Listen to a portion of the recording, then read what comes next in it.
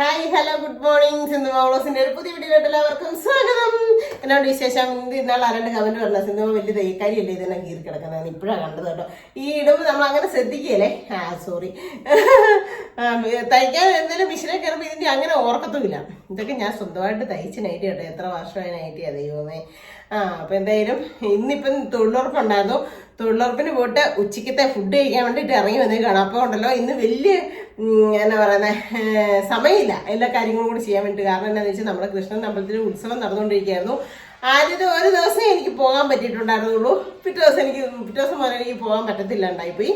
അതുകൊണ്ട് അമ്പലത്തിൽ പോയിട്ടില്ലായിരുന്നു. പക്ഷെ ഇന്ന് 6ാമത്തെ ദിവസം കൊണ്ടാണ് ഉത്സവം തുടങ്ങിയിട്ട്. ഇന്ന് ഘോഷയാത്രയാണ് കേട്ടോ. അപ്പം നമ്മുടെ തൂണിത്തടി അമ്പലത്തിൽ നിന്ന് നല്ല അടിപൊളി എന്നാ പറയുന്നത് വാദ്യമേളങ്ങളുടെയും നല്ല നല്ല നല്ല സംഭവങ്ങളൊക്കെ കാഴ്ച എന്നാ അതിനൊക്കെ പറയേണ്ട പേരൊന്നും എനിക്ക് അറിയത്തില്ല ശരിക്കും പറഞ്ഞാൽ.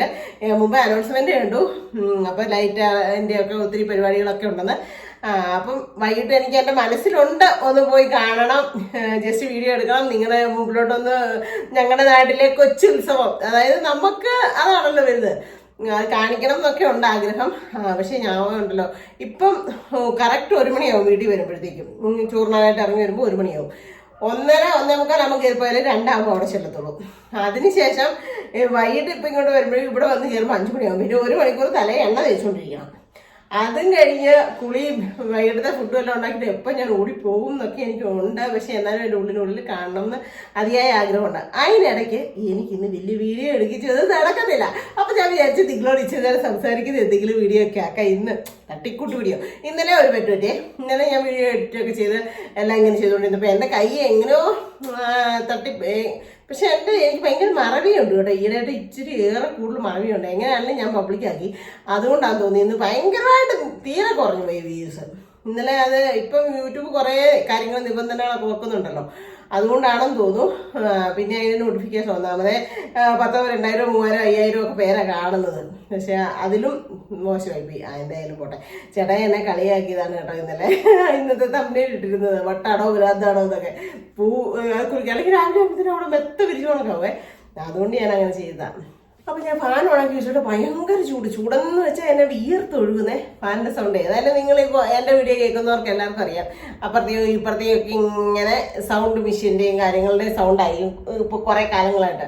അപ്പം നിങ്ങൾ അഡ്ജസ്റ്റ് ചെയ്യുക കേട്ടോ എൻ്റെ ഫാനിൻ്റെ സൗണ്ടും. അപ്പം പിന്നെ വിശേഷം എന്താണെന്നറിയോ, ഞങ്ങളുടെ ഗുരുമന്ദിരത്തിലെ ഉത്സവമാണ് കേട്ടോ. ഈ ഉത്സവം കഴിയുമ്പം തന്നെ ഗുരുമന്ദിരത്തിലെ ഉത്സവമാണ്. അത് മെയ് 24, 25, 26 തീയതികളിലാണ് കേട്ടോ. ആണ്ടോ ഇത് ശരിക്കും ഉണ്ടല്ലോ ഈ ഗുരുദേവന്റെ നമ്മുടെ SNDP ഗുരുമന്ദിരത്തിൽ ഇരിക്കുന്ന ആ ഗുരുദേവന്റെ അതേ രൂപം തന്നെയാണ് ഈ ഫോട്ടോ എടുത്ത് വെച്ചിരിക്കുന്നത്. ഈ ഒരു ഇതിന് വേണ്ടിയിട്ട് ഞാൻ എൻ്റെ കയ്യിൽ കിടന്ന് മോതിരം ഊരിക്കൊടുത്താണ് കേട്ടോ. മുഖത്തിന് ഇത്ര ലോഹങ്ങളിട്ട് പണിയണം എന്ന് പറഞ്ഞിട്ടേ സ്വർണം, വെള്ളി, ചെമ്പ് അങ്ങനെ ഉള്ളവരൊക്കെ കൊടുക്കണമെന്ന് പറഞ്ഞിട്ട് ഞാൻ കൊടുത്താണ് കേട്ടോ. നമ്മുടെ ശശിയേട്ടനായിരുന്നു സെക്രട്ടറി. ഇന്ന് ലാസ്റ്റ് ഞാൻ നടന്നു പോകുന്നപ്പോൾ ശശിയേട്ടൻ പറഞ്ഞു ഇന്ന് ലാസ്റ്റ് ദിവസം ആ സ്വർണം, വെള്ളിയും പിച്ചളയൊക്കെ തരണ്ടേന്ന് പറഞ്ഞു. അപ്പം ഞാൻ കയ്യിൽ കിടന്ന മോതിരം ഊരി കൊടുത്തിട്ട് പറഞ്ഞു ഓക്കെ ഗുരുദേവന് വേണ്ടിയിട്ടല്ലേന്ന് പറഞ്ഞു കൊടുത്താണ് കേട്ടോ. അപ്പോൾ ഈ ഒരു വിഗ്രഹം കാണുമ്പോഴേ ഒത്തിരി സന്തോഷവും അഭിമാനവും ഉണ്ട്. എന്നാന്ന് വെച്ചാൽ എന്താന്ന് പറയാനും അതുകൊണ്ട് തന്നെ ഈ നമ്മുടെ ഈ പറഞ്ഞ ഗുരുമന്ദിരം പണിയുന്ന സമയത്ത് ഏറ്റവും ഫസ്റ്റ് പൈസ ഓരോരുത്തർക്കും ഓരോ ഏരിയക്കാർക്കും ഓരോ വാർഡുകാർക്കും ഒക്കെ ഒരു എമൗണ്ട്, ഫിക്സഡ് എമൗണ്ട് ഇങ്ങനെ കൊടുത്തായിരുന്നു. ഒരു തുക ഇത്ര രൂപ നിങ്ങൾ ഷായ്ക്ക് കൊടുക്കണമെന്ന് പറഞ്ഞാൽ. അപ്പോൾ അതാണേലും എനിക്ക് ഏറ്റവും ഫസ്റ്റ് കൊടുത്തു തീർക്കാൻ പറ്റിയിട്ട് ഞാനും ചേട്ടായാണ് ഫസ്റ്റ് കൊടുത്തു തീർത്തത്. അത് ഒരു ഭയങ്കര അഭിമാനമുള്ള കാര്യമാണ്. അപ്പം ഇതിപ്പം 8ാമത് പ്രതിഷ്ഠാ വാർഷികമാണ് കേട്ടോ. 8ാമതെന്ന് പറഞ്ഞു കഴിഞ്ഞാൽ അമ്പലം പണിതിട്ട് 8ാമത്തെ വാർഷികമാണ്. അപ്പോൾ ഒത്തിരി സന്തോഷം തോന്നി ഇത് കണ്ടപ്പോൾ. അപ്പം അതിന് പങ്കെടുക്കാനായിട്ട് എനിക്ക് പറ്റും. കാരണം നമുക്ക് അമ്പലത്തിൽ കയറുന്നതിനൊന്നും കുഴപ്പമില്ല. അപ്പോൾ അതിന് പോകണം. പിന്നെ ഒരു പൂജയൊക്കെ വഴിപാടായിട്ട് നമ്മളെ പറ്റുന്ന രീതിയിലൊക്കെ ചെയ്തിട്ടുണ്ട്. പിന്നെയെന്ന് വെച്ച് കഴിഞ്ഞാൽ നമ്മുടെ സുരേഷ് ശാന്തിയാണ് കേട്ടോ. പിന്നെ ഷാൽശാന്തി ചേട്ടായും പറയണ്ട, ഇവരെല്ലാവരും ആയിട്ടും അതെ. അപ്പം സുരേഷ് ശാന്തി കഴിഞ്ഞ ദിവസം ഇവിടെ നമ്മുടെ അടുത്തൊരു വീട്ടിൽ വന്നിട്ടുണ്ടായിരുന്നു. അപ്പൊ ഇവിടെ വന്നിട്ടുണ്ട് എൻ്റെ വൈകിട്ട് രാത്രിയിൽ ഇവിടെ വന്നു ചായ ഒക്കെ കുടിച്ചിട്ടൊക്കെയാണ് പോയത്. കുറേ സമയം നമ്മളോട് ഇരുന്ന് വർത്താനം പറയുകയും നമ്മുടെ വീട്ടിൽ കയറി വന്നിട്ടാണെങ്കിലും നല്ല ഐശ്വര്യമുണ്ട്. സുനിലേട്ടാ വീട് സൂപ്പറാണ് കേട്ടോ, നല്ല അടിപൊളിയാണ്, ഒരു ഐശ്വര്യമുണ്ട് വീടിനകത്ത് വന്ന് കയറിയപ്പോൾ ഒരു പോസിറ്റീവ് വൈബുണ്ടെന്നൊക്കെ പറയും. അപ്പോൾ ഒരു പുരോഹിതന്മാരുടെയൊക്കെ വായിന്നൊക്കെ അങ്ങനെ കേൾക്കുമ്പോൾ നമുക്ക് ഒന്നുകൂടെ ഒരു ഇതല്ലേ, ഒരു ഭയങ്കര ഒരു ഇതല്ലേ. അപ്പോൾ ആ കാര്യങ്ങളിലെല്ലാം പോകണം, പങ്കെടുക്കണം എന്നൊക്കെ വിചാരിച്ചിങ്ങനെ ഇരിക്കുന്നു. അതാണ് ഇപ്പോഴത്തെ ഏറ്റവും ഒരു സന്തോഷമുള്ളൊരു കാര്യം കേട്ടോ. പിന്നെ ജീവിതമല്ലേ, ഓരോരോ ടോർച്ചറുകളും സങ്കടങ്ങളും വിഷമങ്ങളും അസുഖങ്ങളും ഒക്കെ നമ്മുടെ ജീവിതത്തിൽ കൂടെ കടന്നു വരും. ഇപ്പൊ ഈ ഒരു കുറേ ദിവസങ്ങളായിട്ട് എന്തൊക്കെയോ മനസ്സിനെ വല്ലാണ്ട് അലട്ടിക്കൊണ്ടിരിക്കുക. ശരിക്കും പറഞ്ഞാൽ നമുക്ക് ബാധകമല്ലാത്ത കാര്യങ്ങളൊക്കെ ആണെങ്കിലും നമ്മുടെ മനസ്സിനെ പിടിച്ച് വല്ലാണ്ട് കുലുക്കുന്ന ചില കാര്യങ്ങളൊക്കെ കാണുകയും കേൾക്കുകയും അറിയുകയും ഒക്കെ ചെയ്യുമ്പോഴത്തേനും നമുക്കൊരു വിഷമവും കാര്യങ്ങളൊക്കെയാണ്. അപ്പം ഒരു പരിധി വരെ ആരും ഒരു ആപത്തിലും തെറ്റിലും ഒന്നും പോയി ചാടാണ്ട് ഒക്കെ നോക്കാനായിട്ട് പറ്റാതിരിക്കാൻ ശ്രമിക്കുക അല്ലേ. ജീവിതമാണ്, നമുക്ക് എല്ലാവരും മനുഷ്യരാണ്, തെറ്റുകുറ്റങ്ങളൊക്കെ പറ്റും. എനിക്കൊരു ഇതുണ്ടേ, ഇപ്പൊ ഞങ്ങൾ ഇത്രയും പേര് കൂടുന്നുണ്ട് അവിടെ തൊഴിലുറപ്പിനാണേലും എല്ലാവരും നമ്മളൊന്ന് സന്തോഷിപ്പിച്ച് മിണ്ടി പിറക്കി ഒക്കെ ഇരിക്കുമ്പോൾ ഒരു പോസിറ്റീവ് എനർജി അല്ലേ. നമ്മൾ മിണ്ടാതെ വാശിയും വൈരാഗ്യവും പിന്നെ എന്നാ പറയുന്നത്, അവരോട് പറയുന്നത് ഇവിടെ പറയുന്നത് അങ്ങനെയൊക്കെ ആണെങ്കിൽ എന്നാ ഇതാ. പക്ഷെ ഞങ്ങളുടെ ഒരു തൊഴിലുറപ്പിലെ അത്രയും പേരും 10-50 പേർക്ക് കൂടുതലൊക്കെ കാണും കേട്ടോ ചിലപ്പം. എന്നാ നല്ലൊരു കൂട്ടായ്മ എന്നറിയോ, അവൾ തന്നെയാണ് ഞങ്ങൾ 2 മേറ്റുമാരും കേട്ടോ. രജനി ആണേലും അതെ, സെവിന ചേച്ചി ആണേലും അതെ, രണ്ടുപേരും നല്ല കട്ട നമ്മുടെ കൂടെ നിൽക്കും. എല്ലാ ഒരു ഇതാണ്, നല്ല സന്തോഷമാണ്. അപ്പൊ അങ്ങനെയൊക്കെ ഉള്ള ഒരു സ്ഥലത്തൊക്കെ പോകുമ്പോഴത്തേക്കാണ് എനിക്ക് ഈ മനസ്സിനകത്തൊക്കെ ഇച്ചിരി സന്തോഷം കിട്ടുന്നത് കേട്ടോ. അല്ലെങ്കിൽ എന്തെങ്കിലും ഒരു കുഞ്ഞു കാര്യം ഉണ്ടെങ്കിൽ എനിക്ക് പിന്നെ സങ്കടവും വിഷമവും, അങ്ങനെ സങ്കടവും വിഷമവും ഒക്കെ വരുമ്പോഴാണ് എനിക്ക് പെട്ടെന്ന് BP താഴുകയും പ്രശ്നങ്ങളും അസുഖങ്ങളും ശ്വാസം മുട്ടും ഒക്കെ വരുന്നത്. അപ്പോൾ ഒരു പരിധി വരെ നമ്മൾ തന്നെയാണ് നമുക്ക് അസുഖങ്ങളും കാര്യങ്ങളും പ്രശ്നങ്ങളും നമ്മുടെ കുടുംബത്തെ അലമ്പും അലോഹ്യവും ഒക്കെ ഉണ്ടാക്കി വെക്കുന്ന ഒരു പരിധി വരെ നമ്മൾ തന്നെയാണ്. നമ്മളതിനെയൊക്കെ പിന്നെ വേണ്ടാന്ന് വെച്ച് നല്ല രീതിയിൽ മുമ്പോട്ട് പോയാൽ നമ്മുടെ കുടുംബജീവിതം എന്ന് പറയുന്നത് അത്രയും സന്തോഷകരമായ ജീവിതം എന്നതാണ് ഉള്ളത് അല്ലേ. എല്ലാവരോടും കൂടി അടിച്ചുപൊളിച്ച് സന്തോഷിച്ചൊക്കെ. അപ്പോൾ അങ്ങനെയൊക്കെയാണ് മുമ്പോട്ട് പോകേണ്ടത്. പിന്നെ സമയം 1:15 ഇനി ഒരു മലയാണ് കയറേണ്ടത്. ശബരിമലയെക്കാട്ടി വലിയൊരു മലയാണ് കേട്ടോ. ഭയങ്കര പാടാണ്. ഒരു 5 അടുത്തെങ്കിലും നിന്ന് പോകുന്നത്. ഞാൻ എന്നറിയോ, മടുപ്പ് തോന്നാതിരിക്കാൻ വേണ്ടിയിട്ട് ഞാൻ പോകുന്ന വഴിക്ക് ആ മലയുടെ താഴെ ഏറ്റവും താഴെ ചെല്ലുമ്പോൾ ഞാൻ ഫോൺ എടുക്കും. ഫോൺ എടുത്തിട്ട് ആരെങ്കിലും വിളിച്ച് സംസാരിച്ചുകൊണ്ട് കയറിപ്പോവും. സംസാരിച്ചുകൊണ്ട് അവൻ ആ വെയിലിന്റെ ആ ചൂടും ആ കയറ്റം അറിയുന്നില്ല കേട്ടോ. അങ്ങനെയാണ് പോകുന്നത്. ആരെയും വിളിക്കും, അങ്ങനെ വിളിച്ച് സംസാരിച്ചുകൊണ്ട് കയറിപ്പോവും. പിന്നെ നമ്മുടെ ചെമ്പരത്തി താളി കുറച്ച് ഓർഡറുകളൊക്കെ കിട്ടുന്നുണ്ട്.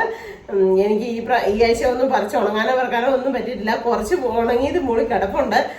നല്ല വെയിൽ നാളെ ഞായറാഴ്ച നല്ല വെയിൽ കൊള്ളിച്ചിട്ട് ഞായറാഴ്ച അത് പൊടിച്ചൊക്കെ എടുക്കണം. അതുകൊണ്ട് നമുക്ക് ബാക്കിയും കൂടെ പറിച്ച് ഉണക്കണം. 27-ാം തീയതി മുതൽ കാലവർഷം തുടങ്ങുകയാണെന്നൊക്കെയാണ് പറഞ്ഞത് അല്ലേ. എല്ലാവരും വിറകൊക്കെ ഉണ്ടാക്കിയോ, ശേഖരിച്ചോ? എനിക്ക് വിറകില്ല കേട്ടോ. അതൊരു എന്നെ ചെയ്യുമെന്ന് ഓർത്തോണ്ടിരിക്കുക. ഒരു ഇച്ചിരി വിറകേ ഉള്ളൂ. മഴക്കാലം ആകുമ്പം ചിലപ്പോൾ കറണ്ട് കാണിയല്ല. അപ്പോൾ ചേട്ടായി ചൂടുവെള്ളത്തിൽ ചേട്ടായി ഞാനും ചൂടുവെള്ളത്തിലാണ് കുളിക്കുന്നത്. കറണ്ട് ഇപ്പം നമ്മൾ ഇൻഡക്ഷനെ വെച്ചാ വെള്ളം ചൂടാക്കി കുളിക്കുന്നത്. പക്ഷേ കറണ്ട് ഇല്ലെങ്കിൽ വലിയ പാടാകും. അതുകൊണ്ട് കുറച്ച് വിറക്, അതല്ല മഴക്കാലം ആകുമ്പോൾ തണുപ്പും കൂടെ അല്ലേ. അപ്പം നമുക്ക് ഇടയ്ക്കൊന്നും തീ കത്തിച്ചില്ലേലും പറ്റിയല്ല. അതുകൊണ്ട് ഇച്ചിരി വിറകും കാര്യങ്ങളും ഒക്കെ സെറ്റാക്കി വെക്കണം. കുമാരി ചേച്ചി പറഞ്ഞാൽ അവിടുന്ന് ഇച്ചിരി വിറകൊക്കെ മറ്റേ അവർ തടിപ്പണി ചെയ്യുന്നുണ്ടല്ലോ, അതിൻ്റെയൊക്കെ ചെറിയ കഷ്ണങ്ങളും കാര്യങ്ങളും ഒക്കെ ഉണ്ടെങ്കിൽ വെച്ച് നമുക്ക് അതൊക്കെ എടുക്കാൻ ഞായറാഴ്ച എന്നൊക്കെ പറഞ്ഞിട്ടുണ്ട്. അപ്പോൾ അതൊക്കെ ഒന്ന് പിറക്കി സെറ്റാക്കണം. അങ്ങനെ എനിക്ക് മഴയ്ക്ക് മുമ്പായിട്ടുള്ള കുറേ പരിപാടികൾ ചെയ്യാനായിട്ട് കിടക്കാം. നിങ്ങൾ മഴയ്ക്ക് മുമ്പായിട്ടുള്ള പണികളൊക്കെ ചെയ്തു വെച്ചോ? പരിസരമൊക്കെ വൃത്തിയാക്കി ശുദ്ധിയാക്കി ഇടണം അല്ലേ. അതൊക്കെയാണ് മഴക്കാലത്തിന് മുമ്പായിട്ട് നമ്മൾ ചെയ്യേണ്ട കാര്യങ്ങൾ. അപ്പം അങ്ങനെ കുറേ പരിപാടികളും കാര്യങ്ങളും ഒക്കെ ചെയ്യാനായിട്ടൊക്കെ കിടപ്പുണ്ട്. പിന്നെ ഇപ്പം കയറി പോകാനായിട്ട് സമയമായി. അവിടെ ചെന്നിട്ട് ഞങ്ങൾ കുറച്ച് സമയമൊക്കെ ഫ്രീ ടൈം നമുക്ക് കിട്ടുമല്ലോ. ആ സമയത്തൊക്കെ ഞങ്ങളിങ്ങനെ അന്താക്ഷരി കളിക്കും. പാട്ട് പാടാൻ അറിയാവുന്നവരെ കൊണ്ട് പാട്ട് പാടിക്കും, കഥ പറയാൻ അറിയാവുന്നവരെ കൊണ്ട് കഥ പറയിപ്പിക്കും. ഞങ്ങൾ എല്ലാവരും കൂടെ പഴുതൊക്കെ കിട്ടിയിട്ടുണ്ട് കേട്ടോ. മഴ പെയ്യുമോ വെയിൽ കൊള്ളുമോ ഒക്കെ ചെയ്യുകയാണെങ്കിൽ അങ്ങനെ അതിനടിയിൽ ഇരിക്കാനായിട്ടൊക്കെ. അപ്പം എല്ലാവരും കൂടെ ഒരു അന്താക്ഷരികളിയും പാട്ടുകളിയും ഒക്കെ ഉണ്ട്. അപ്പോൾ അതൊരു പോസിറ്റീവ് എനർജി കിട്ടുന്നതാണ് കേട്ടോ. അപ്പം ഞാൻ പോയിട്ടൊക്കെ വരാം, വന്നിട്ട് ബാക്കി വിശേഷം. അതുമില്ല, ഇപ്രാവശ്യം ഒന്നുമില്ല. എന്നാ പോയിട്ട് തൊഴിലുറപ്പുകാരനോ കാണാൻ പറ്റാഞ്ഞേ? അല്ല അതാ അമ്മച്ചിയോടൊക്കെ ചോദിച്ചു നോക്ക്. ശരി, നേരെ ഈ വണ്ടി കൊണ്ട് കോട്ടയം പോകണോ? ഓക്കെ ശരി, ഓക്കെ. അമ്മച്ചിയൊക്കെ വരുവാണോടി? ആണോ? ആഹാ ആ ഹാ ആ സൂസൻ ചേച്ചിക്കൊക്കെ നാളെ കല്യാണമുണ്ട്. പോവാ നാളെ ഈ സംഘത്തിനില്ലെന്ന് പറഞ്ഞു, അല്ല തൊഴിലുറപ്പിനില്ലെന്ന് പറഞ്ഞായിരുന്നു. ഉണ്ടോ? അയ്യോ, ഞാൻ തുണി നടക്കാൻ വേണ്ടിയിട്ട് കയറി വന്ന കേട്ടോ. മണ്ടയിൽ തുണി എടുത്തുകൊണ്ട് ഉള്ള ഉണങ്ങി കിടക്കുന്നു. ഭയങ്കര വെയിലായിരുന്നു, ഭയങ്കര ചൂടായിരുന്നു. അങ്ങനെ വണ്ടി എടുക്കാതെ അവർ പോകുന്നതെന്ന് കാണിച്ചേക്കാന്ന് വെച്ചപ്പോൾ അവർ വണ്ടി എടുക്കുന്നില്ല. ജൂലിയുടെ അനിയത്തിയുടെ സൂസൻ ചേച്ചിയുടെ ഇളയ പോണ വണ്ടിയാണ് കേട്ടോ. അത് ഈയിടെ മേടിച്ച വണ്ടിയാണ്. നല്ല വണ്ടിയാണ്, അതെനിക്കിഷ്ടമാണ്. അതിൻ്റെ കളറും ഇഷ്ടമാണ്. ആൾട്ടോടെ അല്ലേ, അതെനിക്കിഷ്ടമാണ്. എന്നാണെന്നറിയോ, എനിക്ക് എക്കാണെങ്കിലും കൊണ്ടു നടക്കാൻ പറ്റുന്ന വണ്ടിയാണ്. വാങ്ങിക്കാൻ പറ്റിയ അങ്ങനത്തെ ഒരു വണ്ടി മേടിക്കണമെന്ന് എൻ്റെ ആഗ്രഹം. അറിയത്തില്ല, ദൈവത്തിൻ്റെ ഇല്ലല്ലോ. അപ്പോൾ ഈ വർഷത്തെ കൃഷ്ണൻ്റെ എന്നാ പറയുന്നത്, നമ്മുടെ അമ്പലത്തിലെ ഉത്സവത്തിന് എനിക്ക് പോകാനും കൂടാനും ഒന്നും പറ്റിയില്ല കേട്ടോ. പക്ഷേ എൻ്റെ ഒരു ചേച്ചിക്കുട്ടി എനിക്ക് കഴിഞ്ഞ ദിവസം ഒരു കൃഷ്ണൻ്റെ ഒരു കഥ ഇട്ട് തന്നിട്ടുണ്ടായിരുന്നു കേട്ടോ. എനിക്കത് കേട്ടപ്പോൾ ഒത്തിരി ഭയങ്കര മനസ്സിന് സന്തോഷം തോന്നി, ഒത്തിരി സന്തോഷം തോന്നി കേട്ടോ. കാരണം എന്താണെന്ന് വെച്ച് കഴിഞ്ഞാൽ കഴിഞ്ഞ ദിവസം തൊഴിലുറപ്പിന് ചെന്നപ്പോഴേ ഞാൻ ഒത്തിരി നാൾ മുമ്പ് പഞ്ചായത്തിലെ കുടുംബശ്രീയുടെ ഒരു ചെറിയൊരു കഥ പറഞ്ഞു. ആ കഥ കേട്ടിട്ട് പിന്നെ എൻ്റെ സുജാത ചേച്ചിയും സലീല ചേച്ചി അവരൊക്കെ പറഞ്ഞു, സിന്ധു ഈ പ്രാവശ്യം SNDP പരിപാടിക്ക് എന്തെങ്കിലും സിന്ധു ഒരു പരിപാടി വെക്കും, പറ കഥ പറ, അത് പാട്ട് പാടാന്നൊക്കെ. പക്ഷെ നമുക്ക് വലിയ അങ്ങനൊന്നും അറിയത്തില്ല. പക്ഷെ ഉള്ളിനുള്ളിൽ അതങ്ങനെ അവർക്കത് ഇഷ്ടപ്പെട്ടതുകൊണ്ടല്ലേ ഇപ്പോഴും അത് ഓർത്തിരുന്നിട്ട് പറഞ്ഞത്. എന്ന് പറഞ്ഞോണ്ട് ഈ കഥ കേട്ടപ്പോൾ ഉണ്ടല്ലോ, എനിക്കൊരു ചേച്ചിക്കുട്ടി എനിക്ക് വേണ്ടിയിട്ട് ഇട്ട് തന്ന ഒരു കഥയാണ് കേട്ടോ. അത് കേട്ടപ്പോൾ എനിക്ക് ഭയങ്കര മനസ്സിലൊരു ഇഷ്ടം തോന്നി. അപ്പോൾ ഇപ്പം നമ്മുടെ കണ്ണൻ്റെ അമ്പലത്തിൻ്റെ ഉത്സവം നടന്നുകൊണ്ടും കൂടി ഇരിക്കില്ല. അപ്പം ഞാൻ ഓർത്തന്ന ആ കഥയും കൂടെ നിങ്ങളെ ഒന്ന് കേൾപ്പിക്കട്ടെ. അപ്പം എനിക്ക് എൻ്റെ ചേച്ചിക്കുട്ടി ഇട്ട് തന്ന കഥയാണേ, അത് ഞാൻ നിങ്ങളെ കേൾപ്പിച്ചു തരാവേ. ഗുരുവായൂരിലെ കുന്നിക്കുരുവിനെ കുറിച്ചുള്ള ഒരു കഥ കേട്ടാലോ.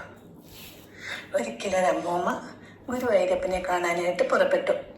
കണ്ണന് കൊടുക്കാൻ എന്തെങ്കിലും വേണ്ടേ? ആ പാവത്തിന്റെ കയ്യിൽ ഒന്നുമില്ലായിരുന്നു.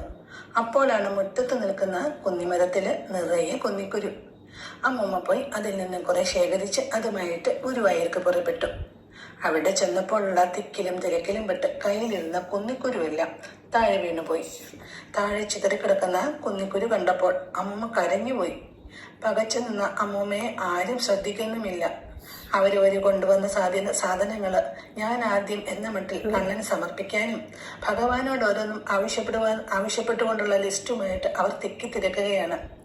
ഈ സമയം കണ്ണൻ അതൊന്നും ശ്രദ്ധിക്കാതെ മെല്ലെ ശ്രീലകത്ത് നിന്നും ഇറങ്ങി താഴെയിരുന്ന് തന്റെ കുഞ്ഞു കൈ കൊണ്ട് ഓരോ കുന്നിക്കുരുവും പെറുക്കാൻ തുടങ്ങി. വേറെ ആരും അത് കാണുന്നില്ല, അമ്മൂമ്മ മാത്രമേ കാണുന്നുള്ളൂ. തിരിഞ്ഞിരിക്കുന്ന കണ്ണൻ ഇടയ്ക്ക് പുറകോട്ട് തിരിഞ്ഞ് അമ്മൂമ്മയെ കള്ളനോട്ടം നോക്കുകയും കള്ളച്ചിരിച്ചിരിക്കുകയും ചെയ്യുന്നുണ്ട്. എന്റെ കൃഷ്ണ! അപ്പോൾ അമ്മൂമ്മയുടെ കണ്ണിൽ നിന്നും ആനന്ദ കണ്ണുനീര് നിറഞ്ഞു വന്നു. ഭഗവാനെ നാം കാണുക എന്നത് അത്ര എളുപ്പമല്ല. എന്നാൽ നമ്മുടെ ഓരോ ചിന്തയും പ്രവൃത്തിയും ഭഗവാൻ അറിഞ്ഞുകൊണ്ടേയിരിക്കുന്നു. അഗൈതവമായ പ്രേമം ഭഗവാനോടുണ്ടായാൽ ഭഗവാന്റെ കൃപ നമ്മിൽ പതിക്കുന്നു. ആ ദൃഷ്ടി നമ്മിൽ പതിഞ്ഞു കഴിഞ്ഞാൽ നമുക്ക് കൃഷ്ണാനുഭവം ഉണ്ടാകുന്നു. നാരായണീയത്തിൽ പറയുന്നില്ലേ, അസ്പഷ്ടം ദൃഷ്ടമാത്രേ പുനരൊരു പുരുഷാർത്ഥാത്മകം ബ്രഹ്മതത്വം. അത് നമ്മൾ ഭഗവാനെ കാണുമ്പോഴല്ല, കണ്ണന്റെ അപാരമായ കൃപ കൊണ്ട് കണ്ണന്റെ ദൃഷ്ടി നമ്മുടെ മേൽ പതിക്കുമ്പോൾ എന്നാണ്. അപ്പോഴേ നമുക്ക് ഭഗവാനോടുള്ള പ്രേമവും ഭക്തിയും എല്ലാം ഉണ്ടാവുകയുള്ളൂ. ആ കൃപാകടാക്ഷത്തെ അറിഞ്ഞ് ബോധ്യപ്പെടുക എന്നതാണ് ഒരു ഭക്തനെ സംബന്ധിച്ചിടത്തോളം ഏറ്റവും ആനന്ദകരമായ കാര്യം. അപ്പോൾ എല്ലാം ആ മഹാകൃപ കൊണ്ട് നടക്കുന്നു എന്ന ഉറപ്പുമുണ്ടാകുന്നു. ഹരേ കൃഷ്ണ. എല്ലാവർക്കും ഭഗവാന്റെ കൃപയുണ്ടാകട്ടെ. എങ്ങനെയുണ്ട്? ഒരു കുഞ്ഞു കഥയാണേലും നല്ല കഥയല്ലായിരുന്നു. അതാ നമ്മൾ പറയുന്നത്. നമ്മൾ മത്സരമാണ് അല്ലേ, ഒരു അമ്പലത്തിലാണെങ്കിലും പള്ളിയിലും ഒക്കെ ആണെങ്കിലും ശരിയാ. നമ്മൾ ഇന്നത് ചെയ്താൽ അല്ലെങ്കിൽ നമ്മുടെ ഇതായിരിക്കണം ആദ്യം കാണിക്ക് അവിടെ വെക്കേണ്ടത് എന്നൊക്കെ. പക്ഷേ ഭഗവാൻ എത്ര വലിയവനാണേലും എത്ര ചെറിയവനാണേലും ഒരേ ഇതാണല്ലേ ദൈവങ്ങൾക്ക്, എല്ലാ ദൈവങ്ങൾക്കും അല്ലേ. അപ്പോൾ ഈ കഥ കേട്ടപ്പോൾ എനിക്ക് തോന്നിയേ നമുക്ക് കേൾക്കാതെ ഞാൻ 1-2 പ്രാവശ്യം കേട്ടു. എന്നാലും നമുക്ക് എല്ലാവർക്കും കൂടെ ഒരുമിച്ച് ഇരുന്ന് ഒന്നുകൂടെ കേൾക്കാതെ ഞാൻ വിചാരിച്ചു. അത്രയും എനിക്ക് മനസ്സിലങ്ങ് ഇഷ്ടപ്പെട്ടു കേട്ടോ. അപ്പം എനിക്കിത് ഇട്ട് തന്ന ചേച്ചിക്കുട്ടിക്ക് ഒരായിരം ഒത്തിരി താങ്ക്സ് കേട്ടോ. ഒത്തിരി താങ്ക്സ്. അപ്പം ഒരു കുഞ്ഞു കാര്യമാണെങ്കിലും നമുക്ക് ആരെങ്കിലും ഒന്ന് നമ്മുടെ മനസ്സൊന്ന് ഇതാകാൻ വേണ്ടിയിട്ട് ഒന്ന് പറഞ്ഞു തരുമ്പോഴോ ഒരു നല്ല കാര്യം നമുക്ക് വേണ്ടിയിട്ട് ചെയ്തു തരുമ്പോഴോ നമ്മളതൊക്കെ ഒന്ന് എന്നാ പറയുന്നത് ഒന്ന് ഇതാക്കി പിടിക്കണമല്ലോ. അതാണ് ഞാൻ നിങ്ങളെ കൂടെ ഈ കഥ കേൾപ്പിച്ചത് കേട്ടോ. അപ്പോൾ ഇന്നത്തെ ഒരു കൊച്ചു വീഡിയോ ആണ്, വലിയ കാര്യമായിട്ടുള്ള വീഡിയോ ഒന്നുമല്ല. എന്നാലും ഇതിനകത്ത് നല്ല അർത്ഥവത്തായിട്ടുള്ളൊരു കാര്യം കൂടെ ഈ കഥയിലൂടെ നമുക്ക് ഉൾക്കൊള്ളാൻ പറ്റിയിട്ടില്ലേ. അപ്പം എല്ലാവർക്കും ഇഷ്ടമായെങ്കിൽ ലൈക്ക് ചെയ്യുക, ഷെയർ ചെയ്യുക, സബ്സ്ക്രൈബ് ചെയ്യുക, കമൻറ്റ് ചെയ്യുക, കൂടുതൽ അവലോട്ടോടെ ഇടിച്ചു പിടിക്കുക. അപ്പോൾ പുതിയൊരു വീഡിയോ വരുന്നവരെല്ലാവർക്കും ടാറ്റാ.